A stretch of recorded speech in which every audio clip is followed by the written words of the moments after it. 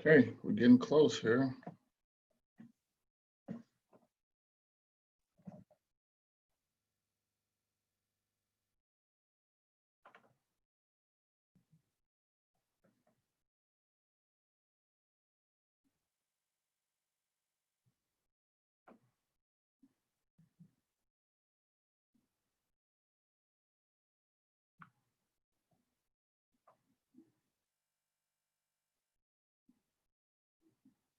All right, all right, guys, we'll go ahead and get started. Hello, and welcome to our webinar tonight, where we're going to be talking about the letter of intent, aka LOI, for commercial transactions.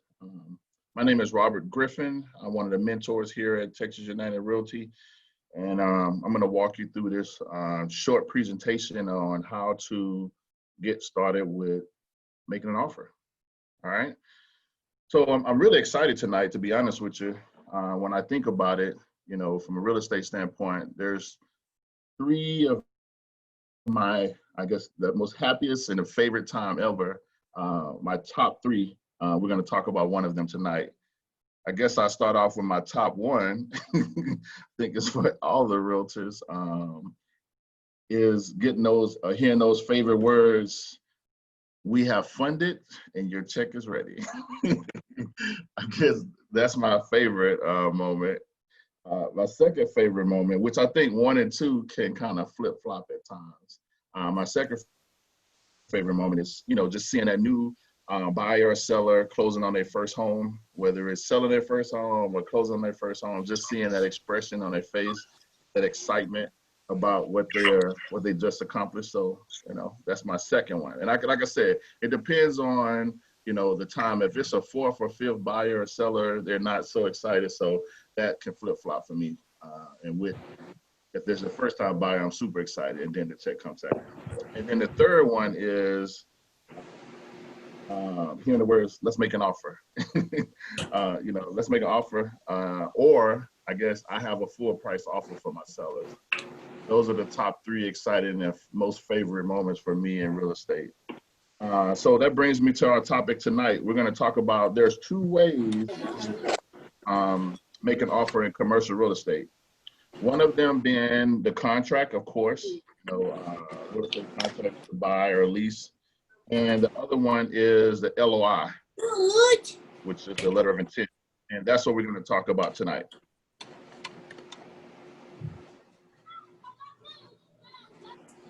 So the definition of an LOI, I'm going to repeat this probably a lot tonight, is letter of intent. What do you plan on doing in this process? So the LOI, letter of intent, is a short version of a sales contract. Most sales contracts, depending on if it's something that's promulgated with TREC or if there's a lawyer involved, and the lawyer wrote the contract, they're anywhere from 20 to 30 pages, so they could be a little long and cumbersome. So this way, it's a little shorter and it's a little quicker. Let's jump right into my next slide. It's a quick process. You get some of the main high-level terms taken care of, like your sales price. You know, if you're doing a lease, what are you trying to pay per square footage? Just high-level things. If you try to get into the terms and all of the loose ends of the contract, you might want to go ahead and do a contract. The LOI is just a short version, short hindsight of what you're going to expect from the contract to come. And it shows the intent to execute a deal. I mean, you have every intent to go ahead, if you guys can start an agreement, that you're going to write up a contract after everything is all said and done. So hopefully I'm not moving too fast. I'm going to now jump into why do we use a LOI? You know, we just talked about some of the perks of it, but we're going to say, why do we use it? You know, once again, there's normally 2 to 3 pages, get straight to the point. Say, for instance, you have a buyer that is looking for multiple properties or looking at multiple properties. You don't have to spend your time trying to go through and do 3 contracts at 20 pages each. And plus, when you're writing contracts, it's always, in commercial real estate, it's always good to get your lawyer involved, just to have a second set of eyes, especially some of those more tricky transactions that you'll be doing in commercial. So The next one is you can initiate more offers. You know, there's no fear behind this. It's non-binding. You can write as many offers as you want, you know, especially with them being 2 or 3 pages and you've already pre-filled out some of it. You can definitely help your client meet their needs while, you know, they're not waiting on one particular person to answer. They got multiple offers out there. And because they're non-binding, excuse me, you know, you have no fear. You know, there's nothing, there's no cost, there's no fee, there's no binding agreement there. Then the last thing is it ensures that you're efficient and maximize your client time. You know, clients in commercial, they have a window that they're trying to meet.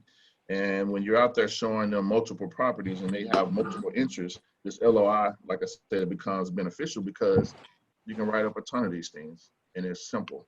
And like I said, like when you are trying to write up an offer and it's way below the asking price, that's where LOI comes in. If you know it's going to be tough to get that deal done, you can give them a short version and let them see what your terms are up front.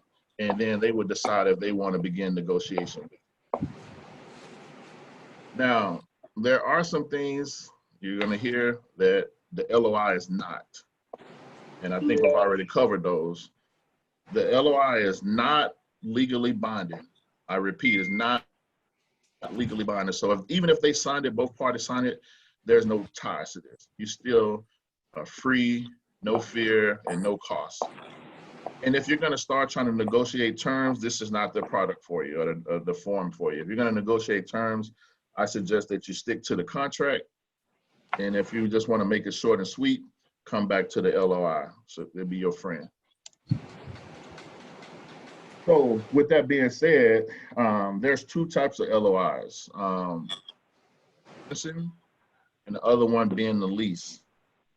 So today, you know, to make it short and sweet, we're going to talk about the lease and we'll hit a little bit on the, I'm sorry, we're going to talk about purchasing and then we'll hit a little bit on the lease just to kind of, so here's the fields on both of them. You know, when you look at it, this is the purchase LOI fields, some of the things that you have to put in, right? And then here's the lease LOI fields, very similar, but some information that you have to input. And as you can see, it's short and sweet, something that you can do within a 5 or 10 minute span of sitting down at your computer and having the property pulled up already. Okay, now that I've got that out the way, you know, I want to do a little quick walkthrough and we'll actually fill in a purchase LOI just so that you can see the fields, see where you're going to enter things in at, and be able to navigate through this form without a problem. I'm sorry? I thought someone had a question. All right, we'll keep moving. All right, so as you can see, this is the Texas Realtor form. We'll get to the bottom. I think it's like 1803 is the form number. But just like any other form, it's going to have information that you have to input. And, you know, try to get in as much as possible, you know, the seller, if it's a company, and then who's the managing partner, or if it's just a person, you can put the person there. And then the address, their current address, probably where they're getting their business mail sent to, or whatever PO box they have that they get mail. And then you'll want to enter in your buyer information if you represent the buyer. In this LOI, of course, you represent the buyer. So then you put their information and who you're working with. Once you fill this stuff in, when you go in and start doing another form, most of that stuff will populate for you for the next property. So it makes things a little easier. And then at the bottom here, you're going to put your property address. I also like to put in your legal address, although they don't have a space for it, kind of like the residential contract. But always put the legal address. And if it's a business or there's some other items included with this property, or if it's a multi-property, or if it have multiple tax ID numbers, go ahead and put that in there as well, as much as possible. All right, so yeah, this form is right here at the bottom corner. It's 1803 Texas Real Estate Form. All right, so let's get down. This is just a generic form. I fill this out prior to, just so that we can have some numbers to plug in here. You know, if your client is offering $450,000 for that address, and they're going to put down $150,000 cash, and then they're going to go and get some financing for $300,000. Okay. Now, in commercial, unlike residential, you'll see where you do have some assumptions of loans where it take place, and you'll put that in this block right here. And then also a lot of times you'll see seller financing, and then you'll put that in here. But in this particular scenario, we have it as the buyer is going to put in $150,000 cash, and they're going to go and get $300,000 from some hard money lender, private money, or just a regular finance, however that works out. Then the next thing is earnest money. I just put a 1% here. You know, in commercial, everything is negotiable. So I wouldn't get caught up on a certain percentage here or there or a certain standard. I would just try to negotiate that best fits my client needs. And in this case, I just put 1%. That can easily be, they could counter that back and say they want 5% or 10%. It's all up in the air, okay? Then the title company, just like any other transaction, you can choose what title company you go to. Of course, it can make it a lot faster, maybe if the seller has already opened title somewhere, or they have a relationship with this property, has sold a couple of times, and they've done the paperwork on it. But in any case, you get the choice of what title company you or your buyer want to fill in there. Okay, so the next one is feasibility period. This is very similar to what we see in residential called your option period, but you don't pay for this. So your feasibility period gives you time to do any permitting, any evaluations. You can do any inspections, anything that you think that you need to do to make sure this property is a good fit for you and your buyer. This is the time to do it. And I just put 45 days. I've seen some transactions where it's been, 180 days. It all depends on what you want. If there's a lot of business tied into it or some financial stuff that you need to kind of get reconciled, you may need more days with this. Okay. Then the next one is financing contingency. It's the same. You could probably link these two together, the feasibility period and financing contingency, just because even though, on the financing contingency, you still have feasibility. And if they overlap, you can kind of, whatever way, make sure that you cover your client. So either one, these dates are up in the air. I just put those in there for a placeholder for right now. And then it comes down to, after these periods right here, you have your closing date. Normally, after you've done your feasibility period, you got your financing taken care of, 30 days should be significant enough to close after your feasibility period. Or, if you just want to put on there a certain date, you could do that. You put that here. Or if you have a specific performance or something that you want to get clear before, that'll have the opportunity to put it right here in this area. Okay. Title policy. Title policy can go both ways. Typically, the seller pays to transfer the title into the buyer's name. And then if the buyer want to add some additional survey modifications or certificates or endorsements, then, the buyer can pay for it, or the buyer can ask the seller to pay for it. Like I said, you can negotiate any of these things, just like our contract in residential, but you are, getting some simple measures out of the way for your buyer with this. All right, hopefully I'm not moving too fast and you guys are understanding. I guess I'll pause. Anybody have a question so far? We'll have questions at the end, but I want to make sure I'm not going too fast. All right, sound like we're good. Like I said, it'll be short and sweet. Okay, so survey. The buyer can choose to, get a new survey at the seller expense, or the buyer can choose to get one at their expense or get reimbursed, or you can just ask the seller to provide one. All right. Same scenario, with, your residential, if you guys are already doing residential. All right, and at the top of each page, always put the property address so that, you never can get these documents confused. All right. So deed type, I just put in here special warranty deed. It's common. You can get a general deed. But make sure you're clear with your client on what they prefer, or if they're looking for some special deed, you gotta make sure you're good with that. And then you'll put in the broker information, right?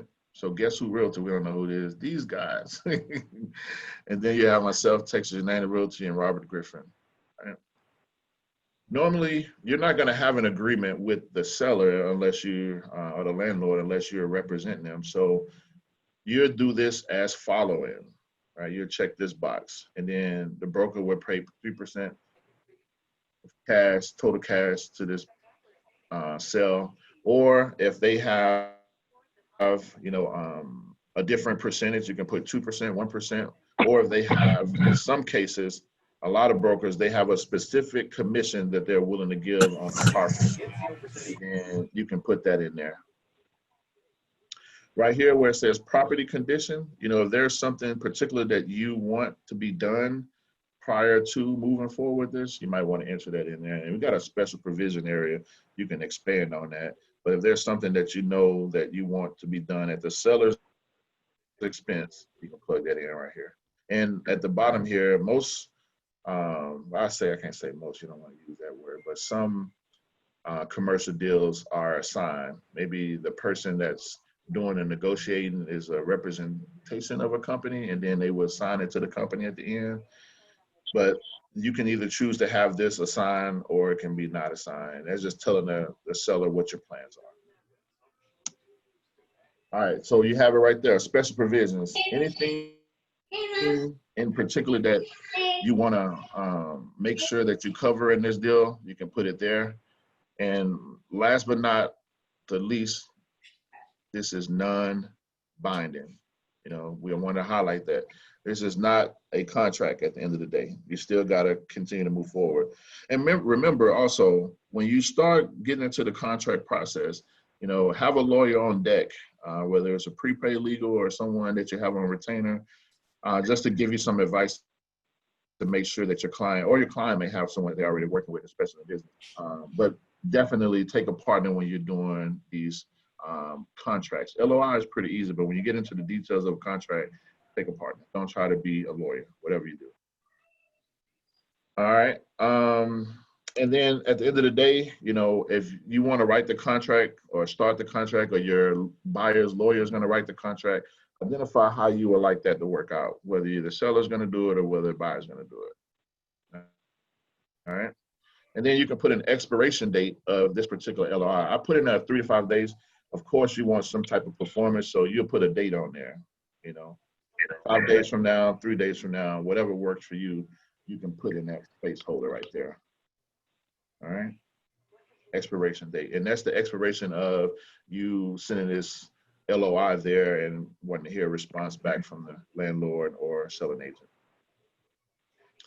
All right. And then at the end, you'll get your signatures. Make sure you get everybody's name lined up where it goes as much as possible, and then have them assign. Now, one thing for sure I want to make sure that I cover is all agents, at Texas United are required to call the office and work with a commercial mentor each time that they want to do a commercial deal. There is an exception to that, where if you have 5 or more previous commercial transactions on record for you, then you just need to get that clear by Rick or whoever, or Jenny, one of the two. Okay. All right. I'm Robert. My number's here. Anybody have any questions? Pretty quiet group tonight. That was quick. I'm pretty sure this was something simple to you guys, in terms of if you ever wrote a contract up for residential, you can grab this LOI and fill it in. It will get a little technical when it comes down to the actual contract. But at least now you have this tool that when you are partnering with your mentor, it won't sound unfamiliar. And as you guys work through this process, you can get your offers out there, and you can get multiple offers at one time, because we know that it's non-binding. And really, that's it. This is probably one of our shortest webinars, straight to the point, just like this LOI form is. I'm open for questions. I guess I'll give a few minutes to see if anyone have anything. I can go back through these slides. or go back where you may have a question and make sure that we get everything answered.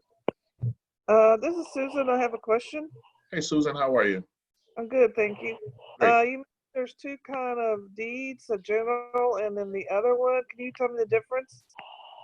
I would tell you, I don't have it in front of me, and I don't like to quote something if I don't know it right off the top. But what you could do is just Google it Okay. and get the answer so that you can explain it to your customer or have something that you can relate to your customer. Okay, sounds good. Thank you. Mm-hmm. Anyone else?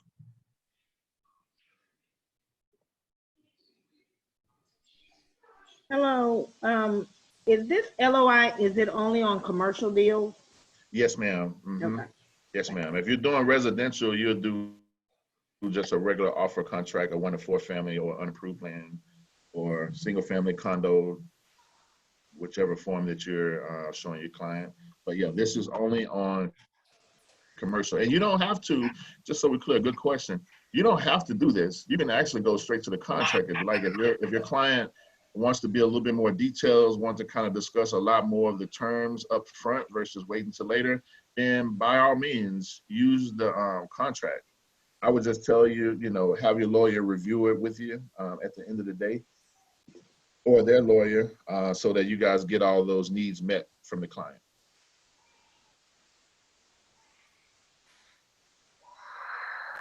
Would a property that's more than 4 units fall under commercial, like a small apartment complex?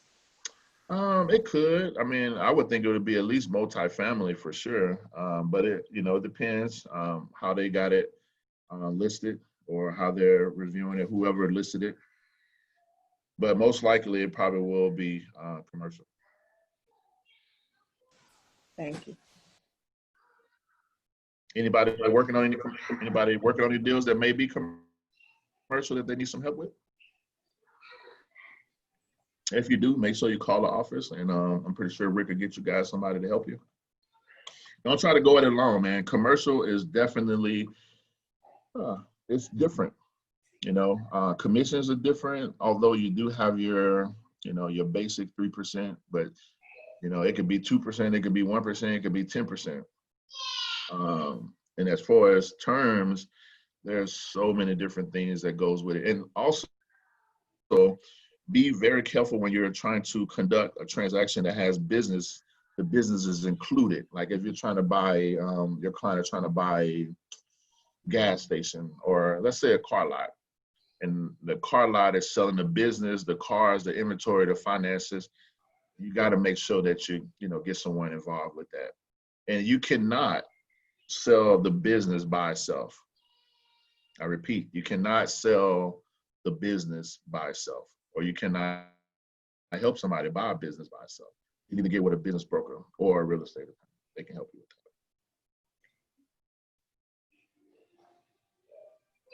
Any other questions out there?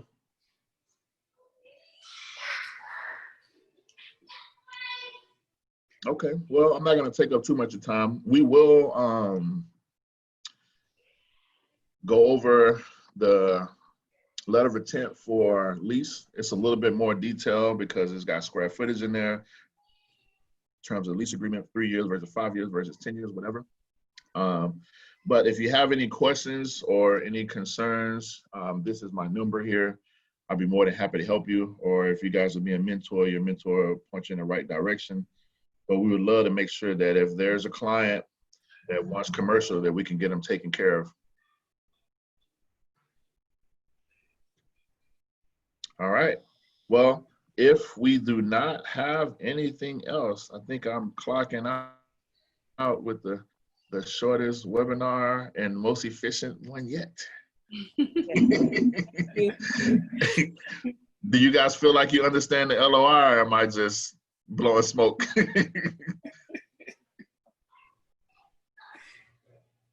Any thoughts? Anybody on the call that do not understand the LOI right now? All right, well then that's a good sign.